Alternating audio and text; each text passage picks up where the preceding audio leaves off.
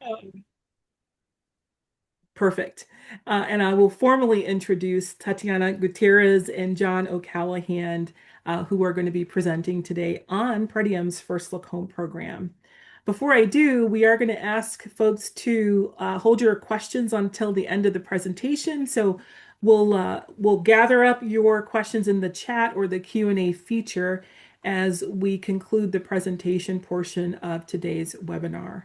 And in light of that, just want to, of course, make sure that we're talking about, the topic that you've joined us today, and that is boosting affordable housing supply and how many different strategies are being used today. And for some nonprofit affordable housing developers, partnerships with institutional investors have opened new doors for accessing single-family housing inventory. And so today we're going to hear from Pretium and also Atlanta Neighborhood Development Partnership in how Pretium's First Look Home program has worked since it was launched in February of last year. So sit tight. We're going to have a dynamic conversation. And now I just want to really talk about their background. So Tatiana, welcome and thank you for being here. Tatiana Gutierrez is a managing director and the head of corporate impact at Pretium. She has led the creation and development of an environmental and social risk infrastructure at Pretium since 2021 and acts as advisor to investment and operations teams across the platform. Prior to joining Pretium, Tatiana practiced as a real estate transaction and regulatory attorney at Nixon Peabody, and the last 8 years as partner there. Focused on federally assisted affordable housing projects with an intersection on housing impact on residents and communities. She started her career in affordable housing and landlord-tenant legal services, and then at the Harrison Institute for Public Law's Housing Clinic. She currently sits on the Advisory Council and the Legislative and Policy Committee of the National Housing Conference and on the Board of Governors of the American Bar Association's Affordable Housing and Community Development Forum. Tatiana is a graduate of the Georgetown University Law Center in 2004 and the Edmund E. Walsh School of Foreign Service at Georgetown University in 2001. Again, welcome, Tatiana. We're so excited to have you here. And along with Tatiana is John O'Callahan, and one of our longtime partners over the years. John serves as the president and CEO of Atlanta Neighborhood Development Partnership, or otherwise known as ANDP, where he leads the organization's affordable housing development and advocacy efforts. Established in 1991, ANDP was created to address the diminishing supply of affordable housing in the metro Atlanta region, as well as to help reclaim declining neighborhoods in its core. ANDP has more than doubled its output in single-family homeownership, rental, and multifamily development in the last 5 years. Through John's leadership, the organization has grown its scale by creating and refining a risk-based partnership model by increasing access to enterprise-level capital and leveraging nationally competitive U.S. Treasury managed grant funds. Committed to public service, John spent nearly a decade in local government, serving as a Fulton County Commissioner, an Atlanta City Council member, and Director of Intergovernmental Affairs under Atlanta Mayor Maynard Jackson. Prior to ANDP, he spent 11 years with Fannie Mae as the Regional Public Affairs Director. His early career years were spent with the United Way of Greater Metropolitan Atlanta and the American Red Cross. John's board appointments include Atlanta Metropolitan College Foundation, the National Housing Conference, the National Advisory Boards for First Horizon Bank, Regions Bank, and Truist. He is actively engaged in the national and local policy work to address homeownership and related racial wealth gaps through enhanced governmental funding. It is a delight to have you both here, and especially as we're talking about just new and innovative opportunities around accessing single-family housing inventory.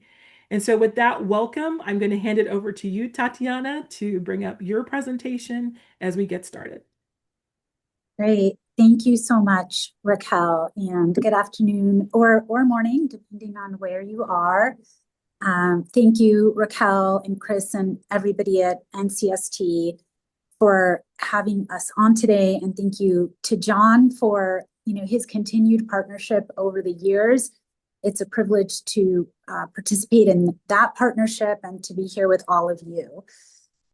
For those of you who may not know Pretium, we're an investment firm focused on housing solutions. We manage one of the largest single family rental home portfolios in the country. And we believe that our institutional scale can and should be leveraged to create pathways to homeownership in all the markets that we serve. Today, I look forward to sharing how our First Look Home program came to be, and what that looks like with our highly valued partner in Atlanta, ANDP and John. And importantly, I'd love for everyone online to think about how we can scale this program in all aspects, and invite your ideas and your partnerships to make that happen. So let's transition to the next slide and start with the history of the program and how it came to life. And John, please interrupt me at any time. The First Look Home program started with a simple insight. Nonprofit developers wanted a seat at the table when institutional SFR owner operators were transferring homes. We had launched strategic charitable housing initiatives with a couple of nonprofit organizations, including ANDP in 2022. And over time, what we heard, during that time, this was, to me, it was still pandemic time, is that nonprofit developers were really lacking access. And so the idea was that we could provide them access to our rental home inventory. In 2023, we really started within Pretium to consider scaling our sales of homes, really for the first time ever. And so we saw an opportunity to work with John to formalize a structured first look home offering. In 2023, we also started offering our residents, whom we were non-renewing because a home had been designated for sale, an opportunity to purchase. So the takeaway there is that, our strategic charitable partnerships with John and ANDP, and sitting down on a regular basis and talking about each of our business models really started to shape what we did here, and we were able to influence other parts of the business, in order to create that seat at the table. So early in 2024, we formally rolled out the program First Look Home, which was meant to give our nonprofit partners priority access to homes before they hit the public market, so long as a resident hadn't exercised their opportunity to purchase that home. Moving forward, what we're really looking at, and what we've been engaging with our partners, nonprofit partners on is scaling. How do we scale what we're doing? How do we involve more folks, mission-driven buyers, community entrepreneurs? How do we increase our own residents, purchases? So I think that, the theme there, and we're looking for ideas and partnerships, is how do we create something repeatable and scalable to support affordable homeownership across the country. Tatiana, why don't I come in? I love your look back to 2022. It's amazing to be here through NCST. ANDP was in Atlanta, one of the areas most impacted by the foreclosure crisis. And I remember when we and many other parts of the country, about the whole country, were impacted, we realized, wow, it's really hard to compete with the private sector folks. We're not for profits. We need to be careful. We've got mission obligations. And so it was NCST that really went out and worked with Fannie Mae and Freddie Mac and a bunch of other lenders to develop this first look notion. And ANDP, in its response to the foreclosure crisis, we had done 6 homes, not very well. And then this big program came, right? We had NSP program and we had to scale up. And then as that first look was key there, but then as that subsidy went away, we had to learn how to do it on our own. And the first look was critical.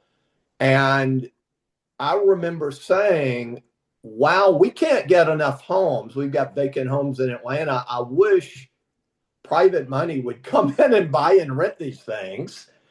And then a bunch of that happened in Atlanta, right? The market came in and we had a hard time because there were not any first look homes. But as I look back, real estate is all cyclical.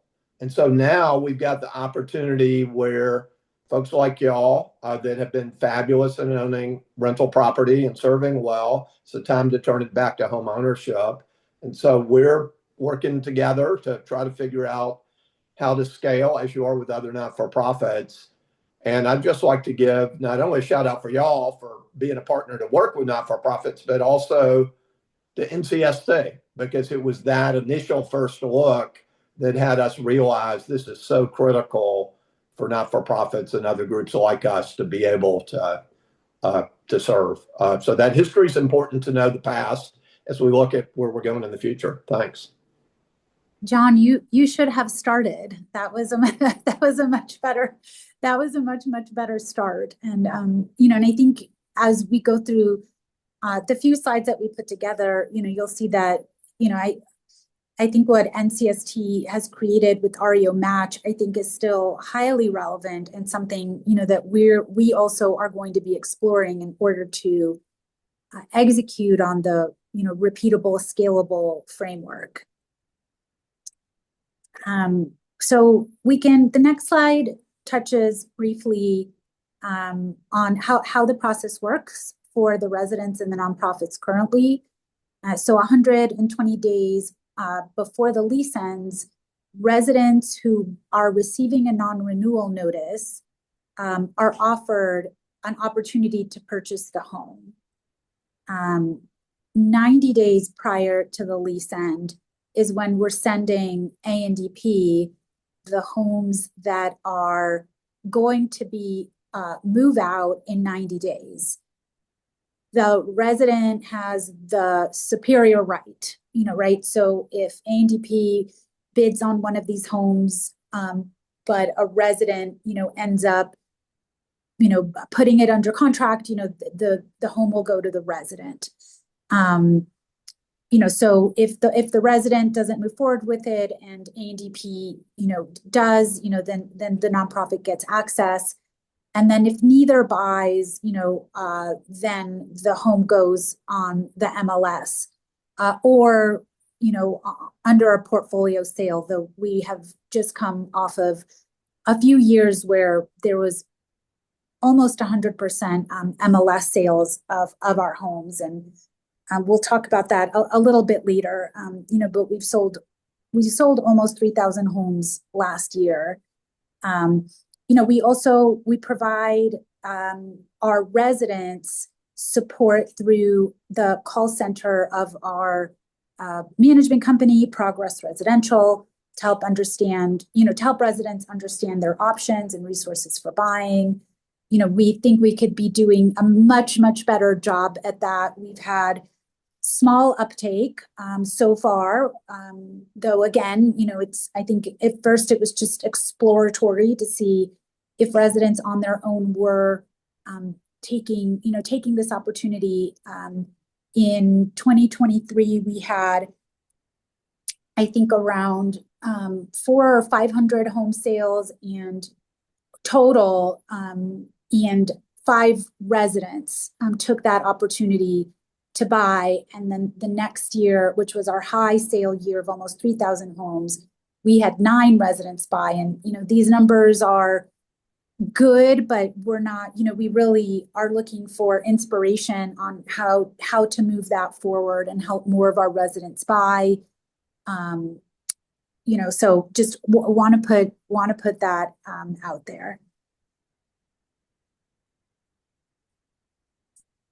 So to go to the next slide, which is, the outcomes slide. I want to say, so far, strong partnerships have been key to the success here, in our efforts to focus on promoting affordable homeownership. Our track record so far on First Look Home is, almost 400 homes sold to nonprofits since launch. The bulk of those homes were sold in bulk to a consortium of nonprofits in the Twin Cities led by the Housing Partnership Network. Those were renovated locally. The idea is to resell to low and moderate income households or current residents. Some of the homes were vacant, but most were occupied.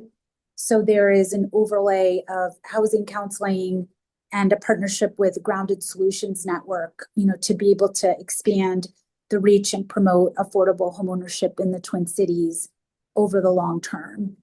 Our partnership with ANDP is structured a bit differently. We've sold, more than a couple dozen homes. And we do that through what we call a continuous sale process. So we're engaging weekly and monthly around homes available. I think what this proves is that it can be done. And I don't think we're the only ones, that have done it. I think it's, something that we like to think that we're leading, but we can get better and better. So John, I don't know if you want to share anything about the process and your perspectives.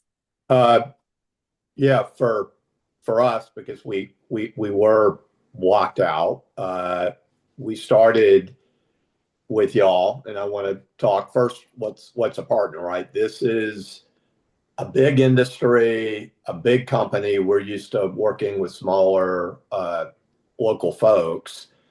And, I met with your CEO. He actually came through for lunch in Atlanta, and that was pretty cool. And then you and I got to know one another. So y'all are a big corporation. People that invest money need to get a return on the money.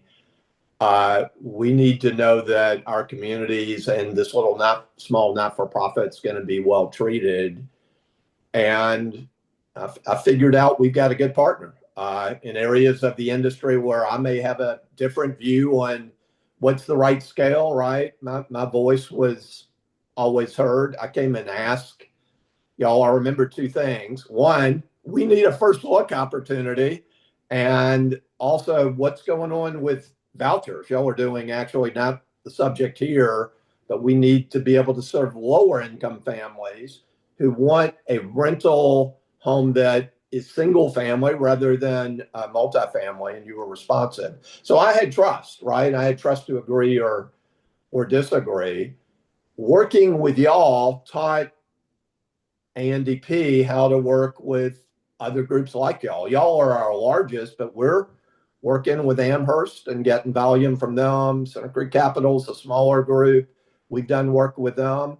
There are smaller local investors that we're working. So for us, we've done 50 of these homes since you started. We do new construction, we do other work, but 50 homes over a couple of years is a big piece for us. I'd also add that if we can figure this out and get better, then we've got the opportunity to scale. We really want to serve below 80% AMI families. We've been very proud historically. We were 60% of our sales were to 80% or below families. That's hard to do. We're down to about 40, but these homes cost less. In Atlanta, we're selling them for around, after rehab, 240, 250 instead of 300, 310, 320. So when you layer in down payment, then we got homes that we can sell to below 80% AMI. So the impact for us, Tatiana, is a lot larger than the 24 homes. We hope the earnings for us, for y'all, for other not-for-profits, and we'll get to questions and stuff later. Thanks. Why don't you go to the next slide? Yeah.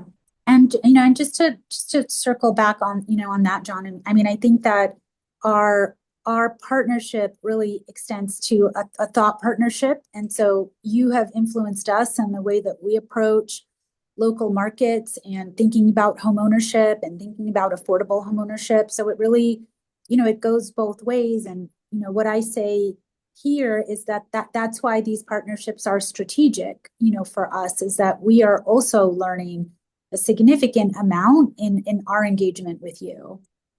And our not-for-profit networks are only going to serve X% of the need. And so thank you. That's great, to the extent we can frame the private sector even better.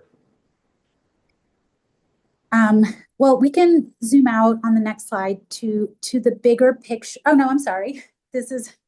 John, this is your slide. So yeah, this is outcome slide. Atlanta, Georgia, right? But this gives a sense of the impact in Atlanta, Georgia. Homes have been appreciating. And since we started with First Look back in NSP, and we continued that work, and we've added some new construction. So this is our new construction. But the majority of the homes that ANDP has developed, and it's over 800 or 900 since we sort of scaled our single family work, has been acquisition, rehab, and sale. And in Atlanta, Georgia, homes have appreciated. And so our families, majority below 80% AMI, have benefited from that appreciation. Much of the down payment has burned off, and they've also been making mortgage payments. So we've done a very simple wealth study. If you're trying to find a way to look at your impact in home ownership, happy to share it with you. But in Atlanta, we sort of looked at what's the Zillow value, what did they buy it for, what's the appreciation. And very few of our folks are leaving. Almost none are getting foreclosed on. And the wealth that has been created for those who've been there at least 5 years or more is $190,000 on paper. The next couple of years, homes aren't appreciating at the same rate. So that won't always be the case. But those of us in home ownership also know that the housing cost, with the exception of taxes and insurance, but largely the housing cost does not go up. And so when we look at what are the impacts on families in this work, it's pretty phenomenal. If we were just a small business wealth creation, not for profit, and wasn't worried about housing, we've created over $100 million in wealth for largely lower income, some moderate income families in Metro Atlanta. So we're proud of that. Yeah, it's incredible. And, and I think that the capacity to be able to track these things and to think about these things is just, an example of, that strategic part of the partnership, with ANDP is, we learn so much from these perspectives. So we can move to the next slide. And this is where we're headed. So this map shows our homes across the country, our rental homes. And on the right, you can see that we really started to sell, homes in more significant numbers in 2024. And, so to speak to John's point on purchase price, the average purchase price was $272,000, for the homes sold. 15% were sold to our nonprofit partners. I think over half were sold to owner occupants, and that was a naturally occurring outcome. And we covered 29 markets nationwide. So we sold those 3,000 almost homes across almost 30 markets.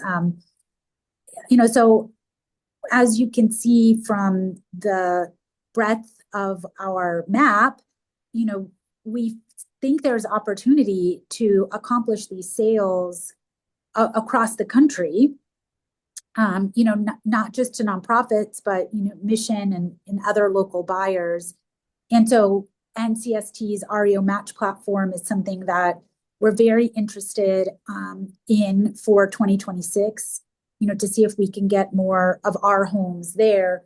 The difference would be that, our presence in every market, every geographical market is different.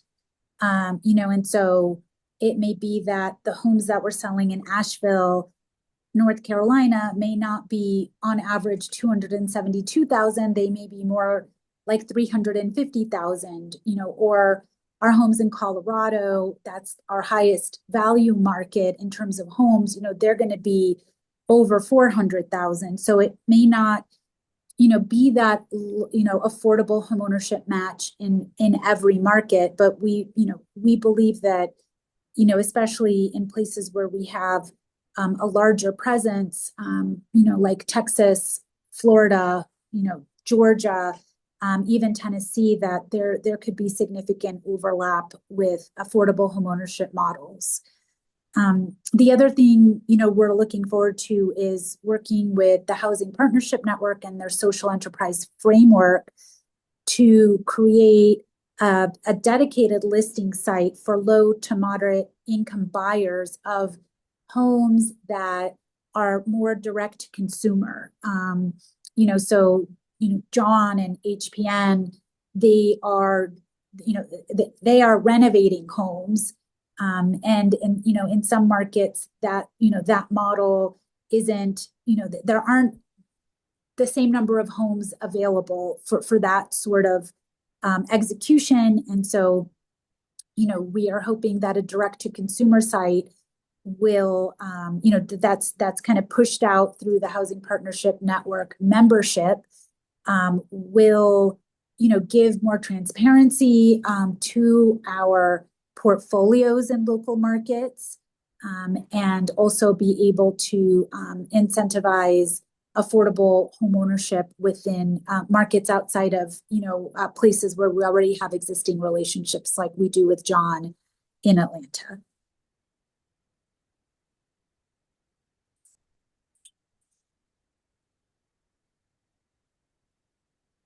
Raquel, I think, I think that's the end of my slides. I think, we're seeking partners, we're seeking ideas, and we, believe strongly that we have a large role to play in facilitating affordable homeownership across the country. Thank you so much, Tatiana. This is really a great conversation. And I think with that, we're going to ask if there are any questions. We do see a couple in the Q&A, and Chris is going to be handling some of those. So Chris, we'll go ahead and get started with what you see there. Sure. So Mary Tingertall asked a couple of questions here, so we'll start with those. They probably skew mostly to you, Tatiana, and regarding Pretium. What set of factors triggers the decision for Pretium to issue a non-renewal notice? Can you talk a little bit about that thought process there? So it's usually issues from a couple of pieces, portfolio management and asset management. So if on the portfolio management side, if a fund needs liquidity, if a fund feels that they are, oversubscribed in a certain market, then that would trigger reviews of sales of homes. On the asset management side, and I think this is something, John and I talk about a lot. There was a large acquisition from a public operator, Front Yard Residential, in 2021. And that was a new model for our company. It was more of a naturally occurring affordable portfolio, one that we had not up to that point been engaged with. And so, those are many of the similar neighborhoods that John operates within, and within his mission of elevating, these neighborhoods. And so some of the homes that I think John and I, overlap on are, these types of homes where we may feel that we're not the best operator for, these types of homes. I think moving forward, we are very interested in becoming smarter and better at community development. And so that's something, John and I we've been thinking about and we've been working on together. But I would say those are the two pieces. No, that's really helpful. And it's clear that you and John and the team at ANDP have been in, some healthy communication on that. I wonder, John, if you had any thoughts to add. Yeah, we determined that there was good mission in us buying single family rental homes. When we made that decision, I thought that the big capital markets would never sell them because they'd be tied up in big tranches, and I was wrong. So they are being sold individually, but we as an owner can also think about pathways to homeownership, may be able to raise new markets tax credits, capital magnets, increase subsidy to make the mission work. So we have a portfolio of 250 homes. I will add, it is hard to do single family rental today when the families we serve really are feeling all kinds of stress, right? Despite the laws of supply and demand, there's not enough housing here. We've got lower occupancy than we thought. It is a hard market. We just need to break even. We don't need to get a return on capital.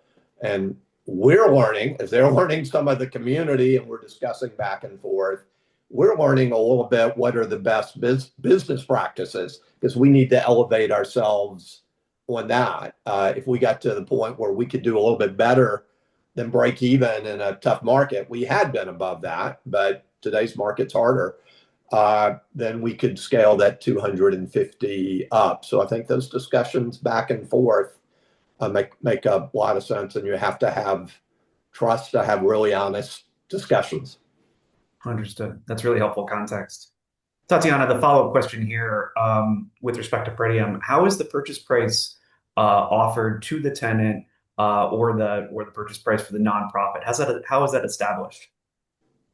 So right now with the resident, it's very not structured. I'll put it that way. So usually the resident will call the call center, and then the call center will get them in touch with our sales division, and the sales division will say, here, why don't we, get a broker, or why don't you get a broker, a real estate agent?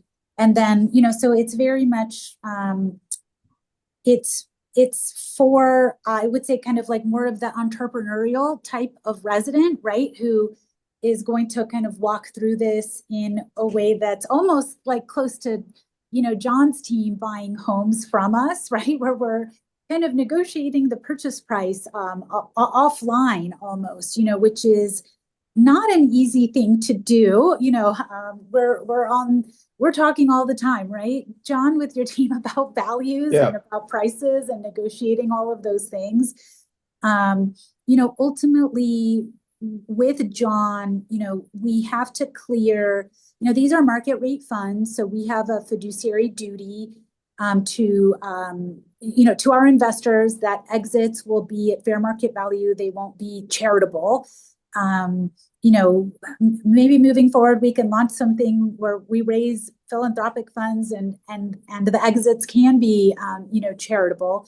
But what we do is we will give a discount around, not having to have listed the home, the broker's fees, the carry costs, all of that sort of thing.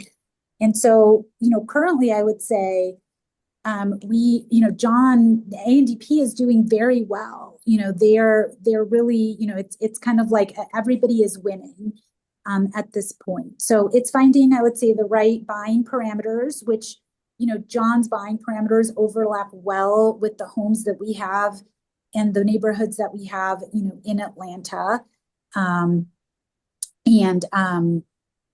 with the residents, it's a bit similar. And we think there's a lot of opportunity there, right? To be able to help our residents, buy homes at higher numbers from us.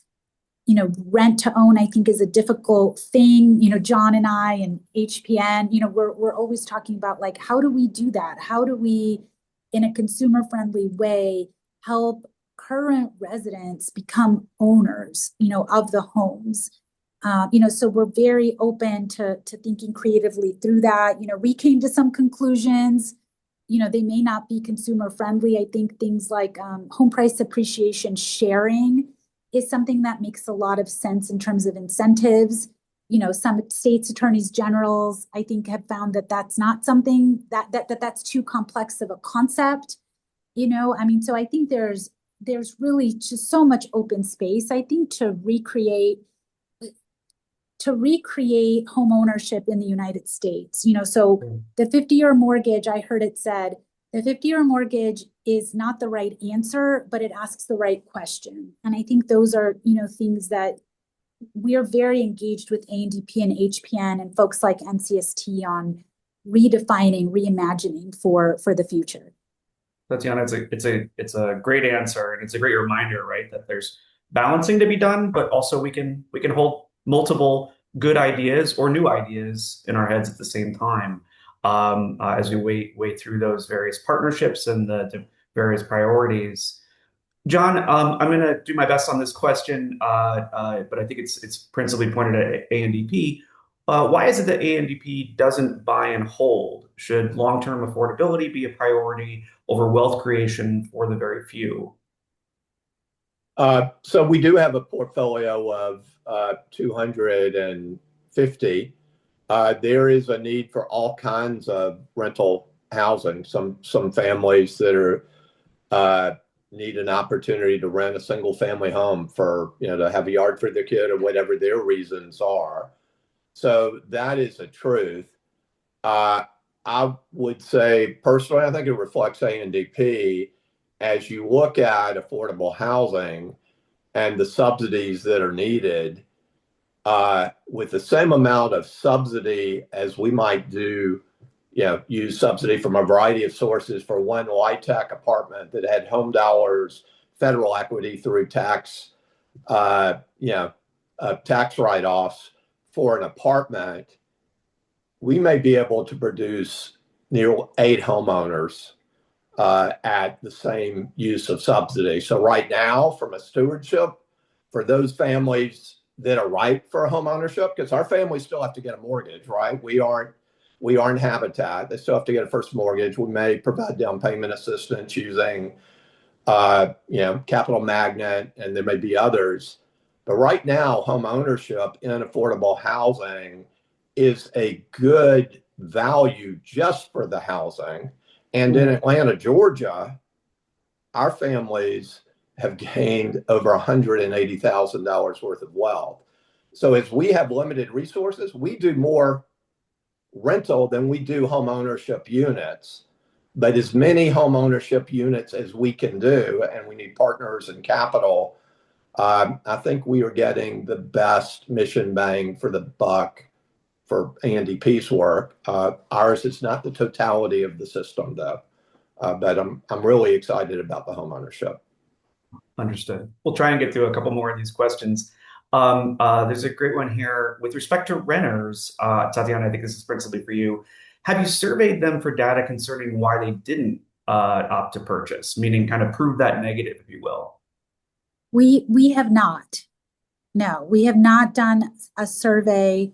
I think it's a good. I think that's a good idea. I wrote it. Excellent. Well, glad we could leave you with some more work to do here going into 2026 on it. Great. So a question here from a Glenn Brown. Can you briefly discuss real estate professionals working with the organization on the marketing and sales of the home? Some of those connected or even tertiary roles. I'm not sure I understand the question. Is this some realtors or? I'm guessing that that's probably the case, yes. Okay. Can you restate the question, Chris? If you could briefly discuss real estate professionals working on the marketing and the sales of the homes, maybe how you go about finding them, and coordinate and partner with those. So this is a question for our sales division. I know that, with, for example, with the ANDP homes, where we are, we still do get a broker or, a realtor to provide value, a value for the home. So we've got that, because we need that to cross our T's and dot our I's to ensure that we can demonstrate to our investors, that we're kind of getting them at least fair market value, and then we do the discount, based on that. I know that in our typical home sales, where we're doing it through the MLS, those are all broker driven. So there's a broker on every single one of those MLS homes. I think in terms of by market, right? Obviously, we'll have different relationships with realtors in different markets. But happy to. Yeah, and I'll add, as a buyer of your homes, oftentimes we're working a little offline with you internally to save the realtor fee.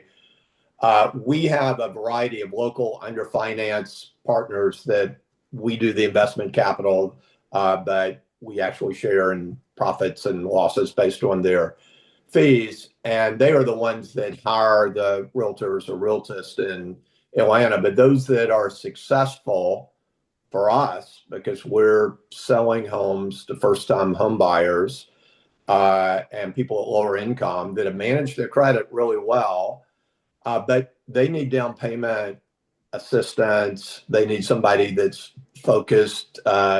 These are not new construction homes. You want to make sure the roof's right and other things are right.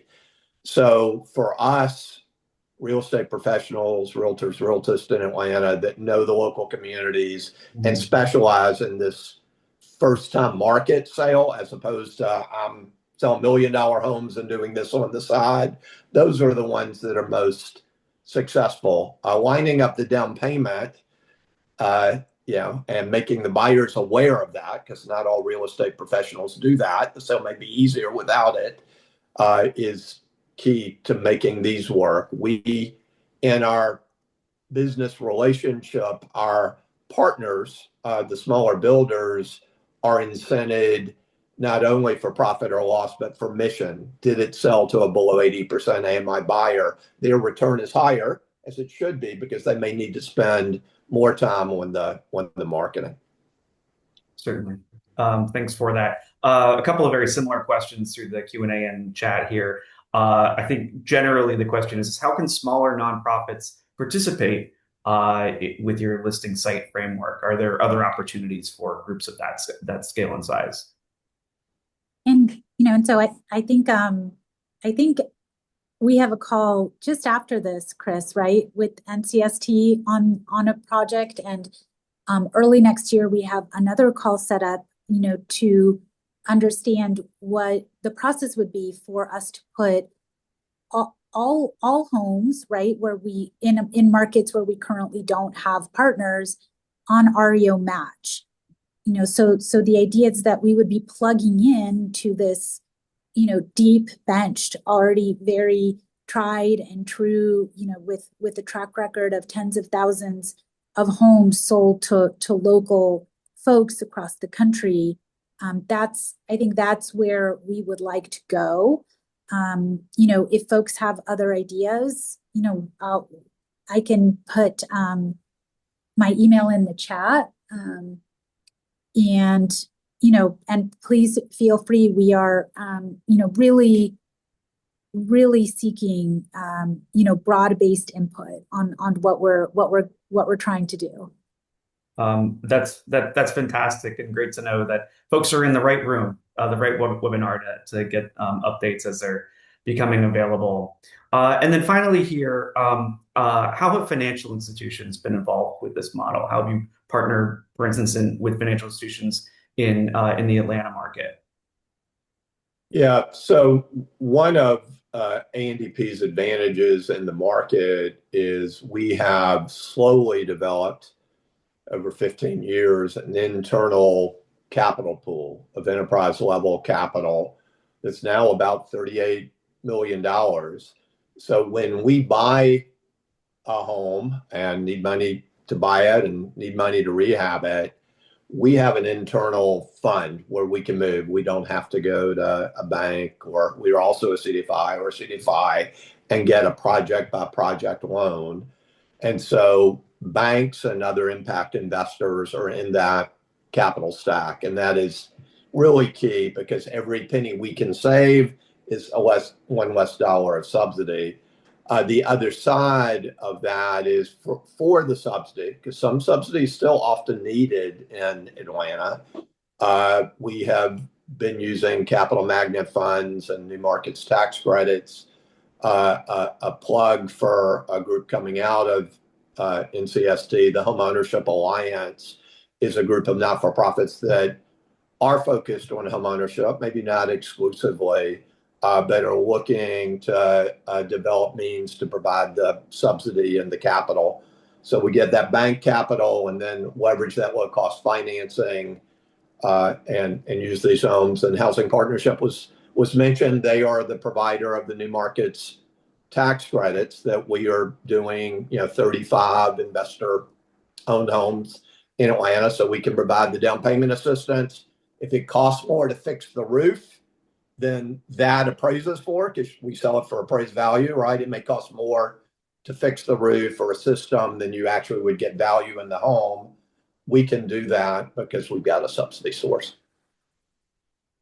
Ever the reminder of the complexity of getting quality community development done, John, mixing in the capital stack, and of course not forgetting the role and opportunity with the Homeownership Alliance.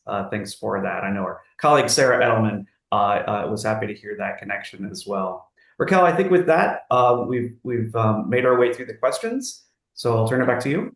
Fantastic. And thank you so much. Really great questions and good dialogue here. Tatiana and John, thank you so much again. We're going to now welcome our colleague Sarah Edelman to provide some updates from our policy side. So if you'd like to stay on, you can. Thank you. Sarah. Hi, everybody. That was such a great conversation. I'm here to give you a little bit of the Washington report. As you all know, this is sort of an interesting year for housing on the Hill. I'm not going to cover the whole year, but things are culminating at this moment. So, as many of you know, there was a bipartisan housing bill that passed out of the Senate as part of the defense spending bill. It was the Road to Housing Act that had sort of a mix of zoning incentives and some pilots for creative things like converting commercial buildings to residential, had a lot on MH, ADUs, rehab, and repair financing. That was passed unanimously by the Senate. And then there was a real hope around Thanksgiving that it would become law. But negotiations between the House and Senate broke down.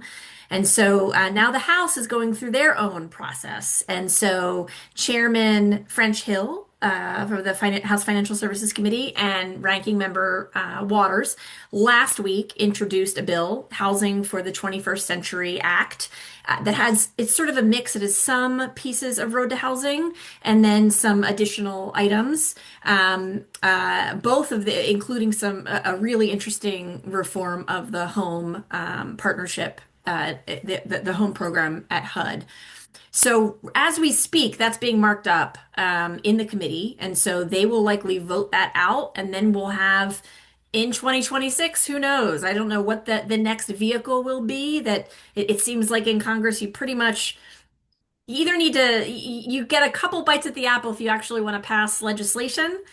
So who knows what mechanism will come along.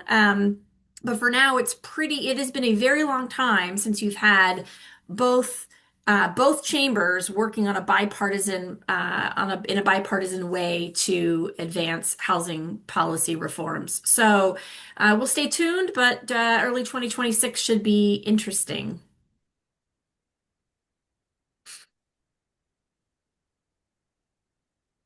Fantastic, Sarah. Thank you. Mhm. My videos give me a little problem. All right. Well, that concludes our community impact briefing for today. We are looking forward to getting started again in the new year, and so welcome everyone back in January. But thanks again to our amazing presenters, Tatiana Gutierrez and John O'Callahan. We appreciate the conversation today and look forward to hearing a lot more about where this is headed in 2026. So thank you all. We are going to be putting and saving the presentation and the recording on our website. I put the link in the chat for everyone. Give us about 24 hours and then we'll have those set up for everyone to view for your viewing pleasure.